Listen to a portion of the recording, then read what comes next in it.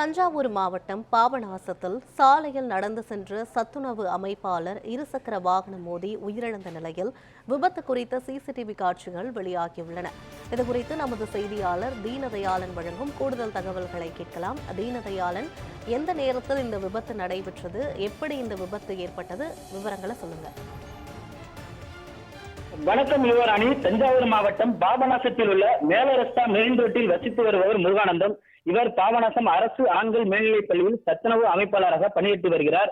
இந்த நிலையில் அதிகாலை 5:30 மணி அளவில் பாபநாசம் கவிசலம் சாலை திருப்பத்தில் நடந்து சென்று கொண்டிருந்தார். அப்போது பின்னால் அதிவேகமாக வந்த இருசக்கர வாகனம் அவர் மீது மோதிவிட்டு சென்று விட்டது. இதில் தலையில் பலத்த காயமடைந்த முருகானந்தத்தை அக்கம் பக்கத்தினர் மீட்டு உடனடியாக பாபநாசம் அரசு மருத்துவமனையில் சிகிச்சையாக அனுமதிக்கப்பட்டனர்.